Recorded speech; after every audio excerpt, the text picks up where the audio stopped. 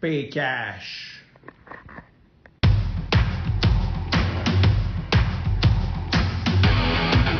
Il aime le code.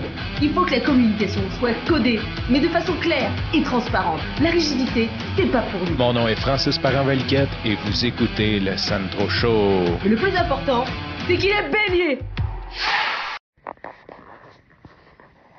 Je sais pas si tu as des enfants, si tu fêtes Noël, si tu as la tradition du calendrier de l'Avent, parce que si tu le savais pas, le 1er décembre, je me suis commis à faire un épisode par jour jusqu'au 24 décembre.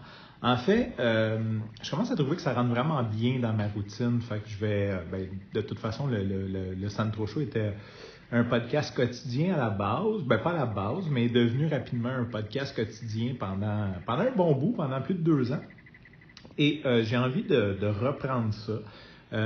En ayant ditché tout ce qui est qualité et trouble, j'arrive quand même à produire rapidement. Dans le fond, le podcast me prend à peu près le temps de l'enregistrer.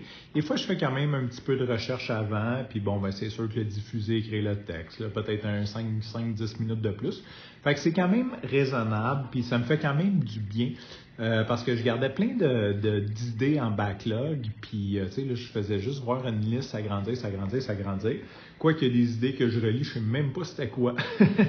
Tout ça pour dire, calendrier de l'Avent, j'ai dit que j'allais être ton petit chocolat sucré trop cher d'ici Noël. Et si tu as des enfants, c'était là je m'en allais avec ça, puis que tu as un calendrier de l'Avent, c'est comme un cauchemar pour les parents, cette patente-là, parce que quand les enfants, ils l'ont pas, ils veulent l'avoir. Tu sais, c'est comme, on dirait, ils se lèvent à 8 heures en tête, ils disent « Hey, veux-tu prendre mon calendrier de l'Avent? » T'es comme, là, pas au déjeuner. « Ouais, mais là. » Puis là, si, là, en plus, moi, je suis séparé, fait que là, mettons, il y a des journées qui, mettons, ils sont 2 jours pas avec moi, puis là, ils essayent de fronter leur chocolat 2 jours d'avance. Tout ça pour dire que je me demande qui gagne vraiment, à part le producteur de ces calendriers-là. Et pourquoi je te parle de tout ça avant de parler du sujet principal? C'est parce que mon ami Billy, que je salue et que je remercie, m'a envoyé un message à 17h. En tout cas, j'ai pris le message à 17h25. Et en gros, ce qu'il me disait, c'est d'où tu t'es commis pour un épisode par jour, il est 17h25, puis tu n'as pas sorti l'épisode. Fait que, il est pire que mes enfants avec le chocolat de Noël sur l'épisode du Sandro Show. Non, face à part, merci Billy. J'ai eu une grosse journée. Les jeudis, c'est toujours difficile pour moi parce que c'est la journée où on switch les enfants. Fait que le matin, je suis un peu préoccupé. Puis le mercredi soir, je tombe dans la routine de préparer les trucs qu'il faut qu'ils ramènent. Puis je vais au bureau, je vais au gym, je vais courir. Fait qu'il faut que je prépare tous mes équipements. Fait que tout ça pour dire que je ne l'avais pas encore fait. Je ne t'avais pas oublié, mais Bill m'a permis de dire « OK, je prends un break. Je suis présentement encore à la job. Comme je vais au gym sur l'heure du dîner, le jeudi, je finis plus tard. Puis aussi, j'essaye des fois de récupérer un peu le temps, peut-être dans la semaine que j'ai eu moins de temps pour terminer des tâches. Et je me suis dit, quelle bonne idée. Merci Bill. Je vais prendre un break puis je vais faire mon épisode de podcast, le 12e du calendrier de l'Avent. Donc, on est à moitié chemin. Je ne sais pas ce que je vais faire le 24. Hey, si tu as des suggestions, envoie-moi ça par Messenger. Ça va être drôle que ça soit un gros chocolat, là, le 24, là, sucré avec quelque chose qui coule dans le milieu. On va peut-être parler de sexe ou je sais pas, de sperme, whatever. Mais de toute façon, très très longue intro, même pas intro, très long préambule avant de rentrer dans le vif du sujet qui est Pay Cash. Et là, je pense que je pourrais en parler pendant 20 heures de ça. Aujourd'hui, dans les 30 dernières années-ish, il y a une technologie de paiement qui a été mise au point et adoptée, qui est les cartes bancaires, en fait. Donc, avant, il y avait des cartes de crédit, mais c'est sûr, je ne sais pas si c'est parce que je viens d'un quartier pauvre ou si c'était moins adopté, mais c'était quand même moins adopté. C'était un système avec des prints, il fallait t'appeler. C'était comme un petit peu plus complexe. Dans les années, je me souviens très bien, j'avais comme 8 ans, et on commençait à mettre des machines électroniques que, dans le fond, tu pouvais rentrer ta carte de débit, ta carte bancaire pour retirer de l'argent au guichet. et tout simplement payer tes achats directement sans avoir à traîner d'argent sur soi. Et là, je vais quand même faire un petit préambule, si jamais tu écoutes ça en 2040, puis ça se peut qu'il y ait comme juste plus d'argent, tu ne saches même pas de quoi je parle. Quand je suis né et avant, en fait, les gouvernements s'entendent sur leurs valeurs et émettent des billets. Okay? Tout ça, c'est une belle, longue, grosse histoire. Mais en gros, on a des bouts de papier avec des chiffres dessus qui ont une valeur nominale que tu peux échanger. Donc, quand tu vas, mettons, acheter de la nourriture à l'épicerie, ben, tu payes avec des billets, tu payes avec de l'argent. C'était jusqu'à, il n'y a pas si longtemps, un des rares moyens de paiement. Il y avait les chèques, donc qui est une espèce de transfert bancaire par papier signé. Mais l'argent était quand même très, très populaire. Et c'est ça, depuis les années 90, on a commencé à avoir des systèmes de paiement électroniques. L'avantage de ça, c'est que pour le vol, on s'entend, si tu te promènes avec beaucoup d'argent comptant sur toi et que tu te fais voler, tu n'as plus ton argent. Tandis que si tu te fais voler une carte, théoriquement, ça prend un code, ça prend un NIP pour pouvoir l'utiliser. Donc, c'est un petit peu plus complexe pour le voleur d'utiliser l'argent. Ou si tu fais juste la faire barrer, ça arrête là. Maintenant aussi, c'est très populaire, les cartes de crédit avec des points. Donc, à toutes les fois que tu achètes, tu as des récompenses. Donc, à chaque fois que tu achètes n'importe quoi, tu vas à l'épicerie, tu achètes de l'essence, peu importe, tu payes avec ta carte de crédit et tu reçois une récompense, une ristourne, soit en argent, peu importe. Ce qui peut faire que ça peut devenir avantageux rapidement. De l'autre partie, si tu ne payes pas ton compte, ils te chargent 21% d'intérêt ou peu importe, entre 12 et 29% d'intérêt. Donc, ce qui est quand même très coûteux en termes de coûts.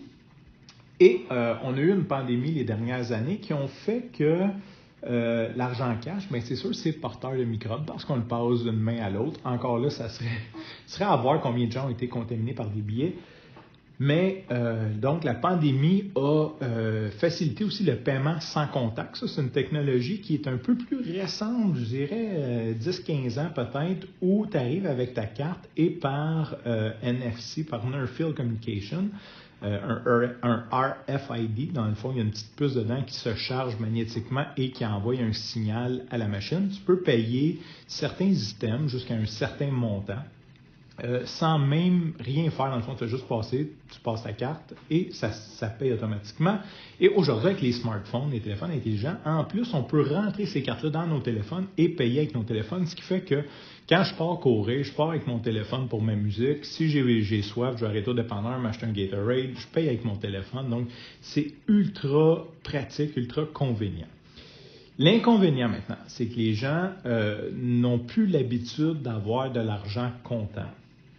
Ce qui, je crois, devrait être réfléchi et devrait faire partie des mœurs. Il devrait y avoir certaines routines pour que les gens continuent à utiliser un petit peu d'argent.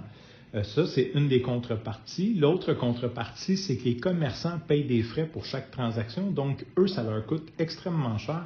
Puis, tu sais, ça a l'air niaiseux, là, mais un 2-3% de frais de processing, tu sais, quand tu es un magasin de détail, que si tu vends au plein prix, tu as 30% de marge de profit, qui est en spécial à, je sais pas, à 50%, puis là, il te reste 12% de marge, bien, quand quelqu'un t'en prend 2, puis 2% sur les taxes que tu dois remettre aussi, fait que ça te fait, tu sais, comme, ça finit par coûter cher. Et si tu ne me crois pas, Costco refusait de prendre les cartes de crédit jusqu'à tout récemment parce que ça leur coûterait trop cher. Leur marge de profit était trop basse. Ils ont réussi à avoir une entente avec Mastercard. Je ne sais pas quelle est l'entente, mais eux, juste par le principe des frais, ne refusaient les paiements par carte de crédit. Donc, on se ramasse dans une société où tout le monde paye de façon électronique. On a aussi les virements électroniques. Donc, si j'ai, mettons, je sais pas, je dois de l'argent à mon ami Kevin parce qu'il m'a acheté quelque chose, ou on va manger au resto, il met sur sa carte, j'y rembourse, bien, je peux prendre de mon compte de banque qui est transféré de l'argent de façon électronique. Ce qui fait que l'argent est en train de devenir désuète et même, je pense, c'est Desjardins, nos caisses populaires, qui ont dit qu'en 2027, il n'y aurait plus de guichet automatique de la caisse. Donc, eux veulent totalement éliminer l'argent comptant. Ce qui, tu peux me dire, est une bonne chose parce que c'est désuet. Bon, ça, on ne s'obstinera pas là-dessus. Ça peut être une bonne chose. Maintenant, la contrepartie de ça, c'est que on remet toutes nos valeurs à un système bancaire qui est premièrement permissif et aussi qui est très orienté profit et non bien-être des gens. Et ce système-là est contrôlé par ces nébuleux-là. OK, bon, il y a des instances, il y a des sécurités, il y a ci, il y a ça. Mais tout ça pour dire que on remet comme toute cette espèce de sécurité-là à des gens qui n'ont clairement pas notre bien-être en main. Et l'autre chose qui arrive aussi, c'est que chaque transaction que tu fais est présentement loguée, laisse une trace. Donc pour ton compte de banque, pour ton compte de carte de crédit. Et aujourd'hui, avec tous les algorithmes d'intelligence artificielle, je veux dire, c'est quand même facile d'établir des portraits sur ton portrait de consommateur qui peut être utilisé pour du marketing, ça peut vraiment, ça a l'air niaiseux, mais ça peut vraiment se virer contre toi. Et là, j'entends tellement de gens dire « Ouais, mais moi, j'ai rien à me reprocher ». C'est pas à propos d'avoir quelque chose à se reprocher, c'est à propos de défendre son droit à la vie privée. Que je crois que c'est une très grosse erreur. Tandis que si tu vas à la banque, tu retires 500 $, tu payes ton café au Tim Hortons avec ça, tu payes un peu ton épicerie, tu payes ton gaz, basta. Je veux dire, c'est de un, tu as économisé des frais de processing à des commerçants locaux. De deux, tu n'as pas un log. Puis de trois aussi, c'est que si tu perds, et c'est là que je m'en vais avec ça, tu perds ta carte de guichet, tu perds ta carte de crédit ou quelque chose arrive qui fait que tu n'as plus accès à tes comptes de banque, tu as quand même une certaine sécurité, un certain backup. Là, pourquoi je suis parti sur ce sujet-là aujourd'hui? C'est parce que, comme tu sais, ça fait quelques mois que j'étais avec ma copine et moi, j'aime bien ça. Je vais au guichet, je retire 500 $ ou 800 $, puis je paye. Tu sais, il y a des choses que je paye avec ma carte, des choses que je paye en argent, puis j'alterne un petit peu comme ça et je me garde toujours un petit peu d'argent chez moi, plus, c'est ça. Fait que, puis en plus, maintenant sur les applications de carte bancaire, tu peux barrer ta carte. Donc, si quelqu'un trouve ta carte, il ne peut pas l'utiliser si tu ne la débarres pas par l'application. Et là, j'étais pas de la risée, mais comme ma copine était comme, pourquoi tu as de l'argent en cash? C'est comme, qu'est-ce que tu fais avec ça? Elle dit, t'es comme un petit vieux, genre, tu gardes de l'argent en cash. Puis je dis, oui, j'ai pas confiance au système bancaire, pas de là à tout garder en cash, mais de un, j'ai pas confiance au système bancaire. De deux, je sais pas, j'en ai déjà parlé, mais une fois, l'impôt a décidé qu'il m'inspectait, puis un vendredi, ils ont fermé tous mes comptes de banque. Donc, quelqu'un avec un collégial qui travaille au gouvernement a le pouvoir de me shut down. Tu sais, me l'ont donné, là, mais c'est compliqué, là, quand le vendredi, tu n'as pas d'argent en cash sur toi, puis c'est une longue fin de semaine, puis ils disent, OK, on barre tous tes comptes. Tu fais quoi pour payer ton épicerie? Là? C'est quoi? Faut t'inquiéter tes chums et tout. Il y a aussi, moi je regardais beaucoup pendant la pandémie parce que c'est arrivé dans plusieurs pays pendant les catastrophes que les banques ont juste refusé de sortir de l'argent des coffres. Ils disaient, OK, non, c'est gelé. Fait que là, si tout ton argent est en banque, tu fais quoi? Et là, aujourd'hui, en plus, on a une grève de Poste Canada. Fait que si tu perds ta carte de crédit ou ta carte bancaire, c'est compliqué en avoir une. Bon, c'est temporaire, mais c'est tous des éléments qui font que avoir un petit peu d'argent en cash, je pense, c'est pas malsain. Puis c'est bien aussi de continuer à garder ça. Parce que là, vu que personne ne paye en cash, les gens ne veulent plus prendre de cash. Et petite anecdote là-dessus, quand mon père est sorti de prison, il capotait, tu sais, parce que lui, quand il était habitué d'arriver, puis il payait en cash, puis les gens étaient contents. Puis là, quand il est revenu 10 ans plus tard, il voulait payer cash, puis le monde était comme, ouais, non, tu peux pas me payer par carte. Puis il était comme, mais pourquoi, tu sais, comme, il comprenait pas. Il dit, avant, quand tu arrivais avec de l'argent, tu étais le bienvenu. Puis il dit, aujourd'hui, t'es comme mal vu de payer cash, tu sais. Ça, c'est en 2000, là. Fait que c'est déjà il y a 20 ans. Fait que les mœurs avaient déjà beaucoup changé. Fait qu'aujourd'hui, ma blonde a perdu son portefeuille. Heureusement, elle l'a retrouvé, mais la carte de crédit n'était plus dedans. Donc, elle l'a su parce que la banque l'a appelé parce qu'il y avait des transactions frauduleuses sur sa carte. c'est sûr que c'est facile avec le tap. Tu prends la carte, tu pognes une carte à quelqu'un, tu vas mettre 100 pièces de gaz, tu tapes, tu vas à régie des alcools à sac, tu pognes 4-5 bouteilles pour 100 pièces, tu tapes, puis tu peux voler 3, 4, 500 pièces très rapidement, juste en tapant, n'ayant aucune mesure de sécurité. Puis là, tu vas me dire, ouais, mais il y a des caméras, il y a ça. Voir que la police va faire une enquête, puis essayer de te retrouver. Puis, fait que peut-être la station-service, mais sinon, le reste, là, un gars avec, je sais pas, un gars ou une fille, puis avec une tuque, comment, ils vont pas se casser la tête avec ça. Fait que c'est très, très, très facile de se faire voler. Mais là, pour ajouter l'injure à l'insulte, ma copine pensait devoir refaire son permis de conduire et sa carte d'assurance maladie. Et pour faire ça, tu as besoin d'une carte de crédit. Comme la carte de crédit a été bloquée, il y a un délai de 5 à 10 jours avant d'en avoir une. Et comme il y a une grève de poste indéterminée, elle ne sait pas quand est-ce qu'elle va la revoir. Fait que tu vois-tu tout le shitload de problèmes qui peut être évité en se gardant un 1000$ cash à la maison, ou au moins comme tu stresses pas.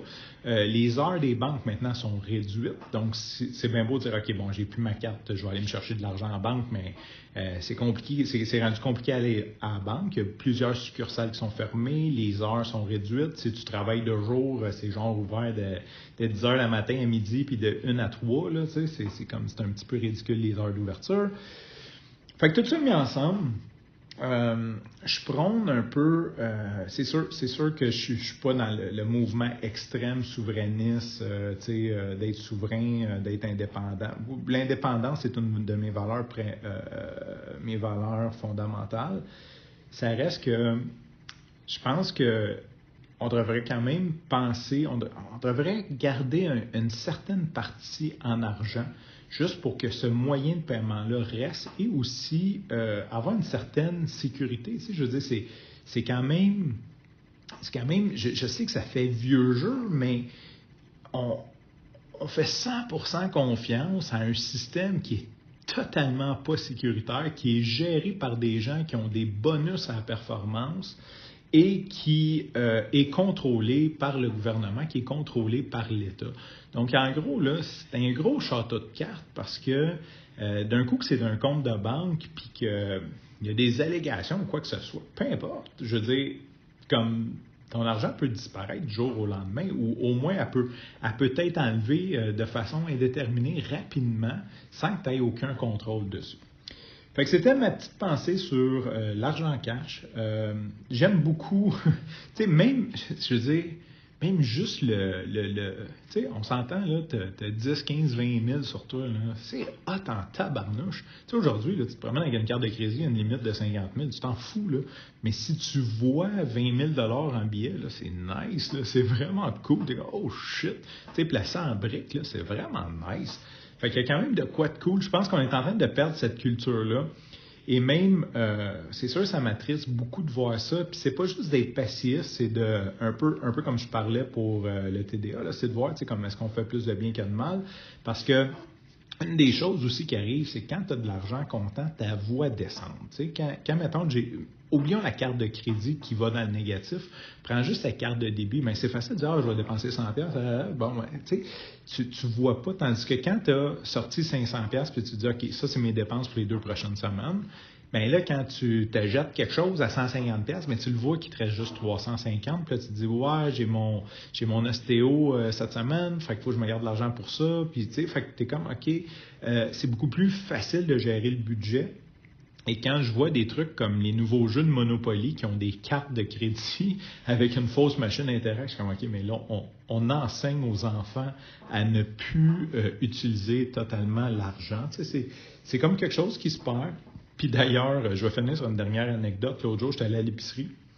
D'ailleurs, à l'épicerie, je trouve ça très drôle parce que c'est toujours écrit « Nous n'acceptons pas les billets de 100$. » Sauf que, tu sais, je comprends en 1992 là, de ne pas accepter les billets de 100$. Mais aujourd'hui, avec l'hyperinflation, là, mon bill d'épicerie me coûte genre 275$. Là. Je veux dire, c'est pas comme... Tu sais, mais la valeur du 100$ n'est pas si énorme que ça. Et c'est sûr, je me suis jamais renseigné là-dessus, là, mais depuis que les billets sont en plastique, là, sont quand même durs, ça doit être assez dur à frauder, là, j'imagine. Là, je ne sais pas ils ont réussi à faire de la fausse argent canadienne. Fait que ça, c'est la première des choses à l'épicerie. La deuxième des choses, c'est que l'autre jour, j'étais arrivé, puis je sais pas, j'avais une petite épicerie, puis j'ai payé en argent comptant, je donne 2,50 à la fille.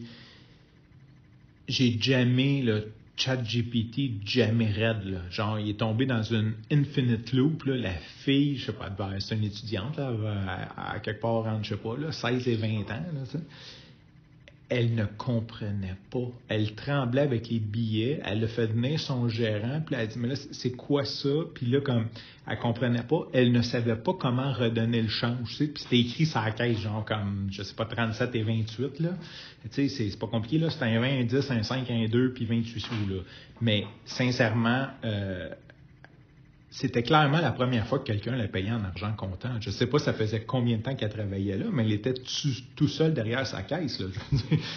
C'est pas sa première journée. Il me semble que la première journée, tu as un tag qui est écrit en formation, puis tu as quelqu'un en arrière qui te check, là, au moins qu'on soit rendu à... On est tellement en manque de personnel que, genre, la fille, c'est son premier chiffre, mais j'étais quand même comme abasourdi de dire, OK, comme la valeur, juste de savoir comment donner du change, qui était pour nous, genre, le jeu, le premier jeu. On jouait tout au magasin, puis on avait tous des faux billets, puis des fausses pièces, puis savoir compter le change, puis comme ça s'est perdu.